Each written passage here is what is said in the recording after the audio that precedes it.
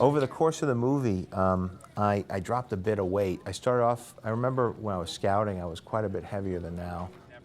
My assistant, Karen, helped me out. She brought me a lot of meals. I didn't spend a lot of time at craft service or going to catering. And over the course of the film, I lost weight. I lost probably about 75 pounds, maybe more, up, give or take, depending on where I'm at now. And I wanted to lose weight because I was playing Happy Hogan in the film. And so I wanted to hit a certain weight, lose a certain amount of pounds, and I just kept going. And there were problems too, because my wardrobe would change in size over the course of the film. And even my wig size changed.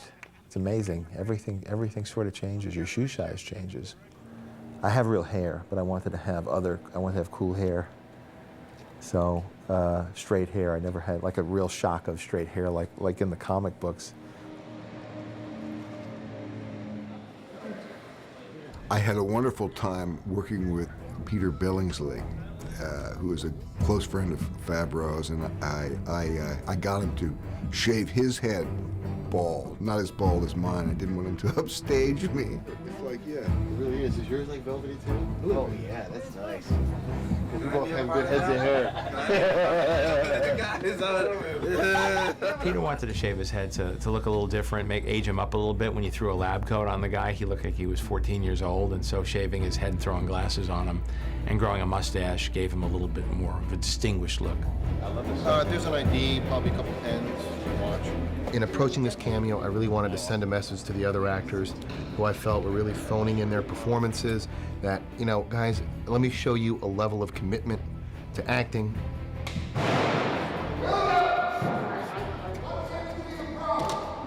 The camaraderie that John nurtures on a set is to ad-lib.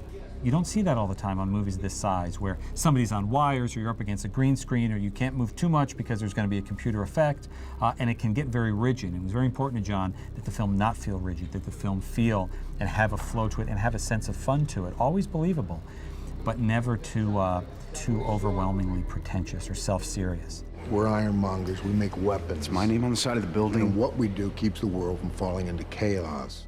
The spirit in which it was shot and the way we did it was like you might do a small independent art film in a funny sort of way. I think you're just now towards the end of the movie, I think we're just starting to kind of get up to speed and start to kind of relax and have faith in this process that the way we do it. Each time we would do one of these scenes, there would be a great sense of relief, like, man, oh, we got through that one, we pulled it out, you know, how did we do it? This technology, it comes along once in a generation. And it's a gift. I think of him saying either that or I can take it, and you said I said no, and I put it in front of you. Be that. If I have one, will you move it back? If I have one drink, could we move on? Yes.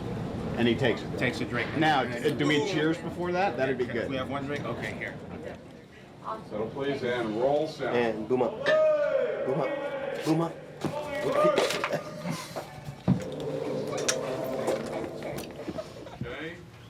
Ready and action. Honey, I hate it when we fight. Good morning, Mr. Judge, Stark. I'm not mad. I'm just I said I was indifferent. sorry. Thanks. I don't want to hear you. What more You do you don't need than an respect apology? yourself. I Oh, definitely boy. know you don't respect me. John recognizes that the script is a skeleton. The comic book is a skeleton. You know, what we are creating is real life, so he allows it to grow and to improv and to become something alive and three-dimensional. I want to be fresh. Okay? I know what I'm doing. I live for this. This is business travel. I don't got a throttle between my legs going, you know hopping Just from do what you want to do. Just leave me alone. Join me. One drink. To business. I said no. To the future. To the Air Force. Will it get you to shut up? The look of the film is something that you know, is as much a part of the franchise as the character himself. And as a director, it's one of the elements that you have a lot of control over. Maybe she does one move and then Sarah can come in and do it. I'm not a cinematographer. I wouldn't know how to light a scene as a cinematographer or a gaffer. I have a lot of respect for what they do. But I do understand a look that I like. And in hiring Matty Libatique, who I've been wanting to work with for a while, and I've been a fan of his since his much smaller films, He brings a certain style to it, a certain grittiness, and he's also able to give it a big movie look. And he understands how much a priority reality is, and how the challenge for this movie was to ground it in reality, because it's such a fantastic story, such a fantastic character, that your job as a director is to make it personal. Welcome home, Mr. Starr. Thanks, Jarvis. It's been a long time. Yeah. You know, there are two ways to go. One is just to create a spectacle that people could, you know, munch popcorn and ogle at and enjoy, and that certainly is a lucrative proposition. But as a filmmaker who's going to be working on this thing for 2 years, and possibly other films to come, it's important for me to have an aspect to it that I could really buy into beyond just being a trifle, you know, being just a treat for the audience. You also want to do something where you're telling a story and maybe speaking to something and going for something a little bit more. And the way Maddie lights and the way that Mike Riva designs the sets, it brings reality to it. Sir, you have 1,713 new voice messages, including 3 from the Mandarin. About the time that we cast Robert Downey Jr., I was thinking about the house and trying to figure out what kind of design it should be. And even though we had decided on this kind of angular, flat, metallic, hard-edged look, the idea that Robert Downey Jr. has he comes with a certain vulnerability with him, and it may sound strange, but we redesigned the notion of the house after casting him. I thought that he would be more suitable in something that architecturally mirrored who he was, a little softer inside, a little bit more susceptible, a little more vulnerable. There was a certain vulnerability about him, so I thought round is nice, and it's more elegant, and it just seemed a little bit more womb-like.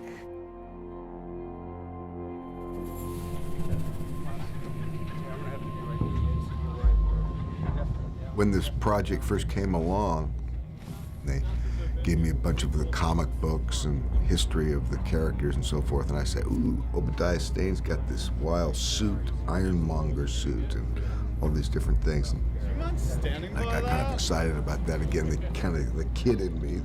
We'll counter your move, so wherever you move, we'll kind of go with you and take the weight of the suit itself.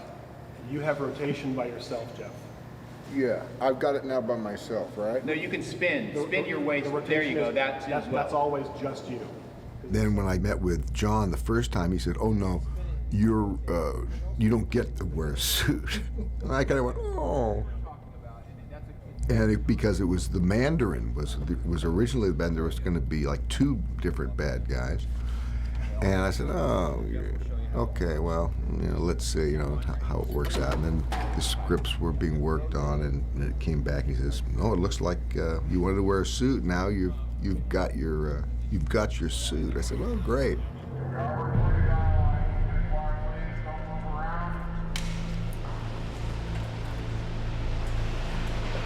How ironic, Tony! Trying to rid the world of weapons. You gave it the best one ever. And now, I'm gonna kill you with it. You pulled out my targeting system. Hold still. Fire. Set. Fire.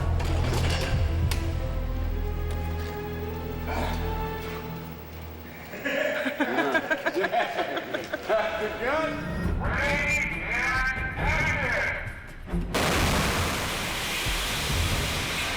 All clear.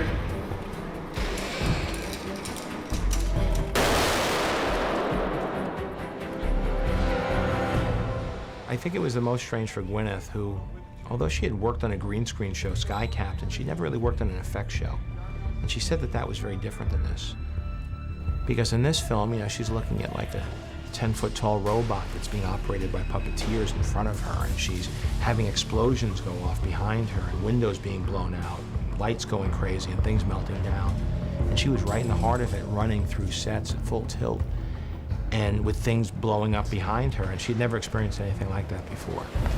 I told her it was remains of the day 2 when we signed her.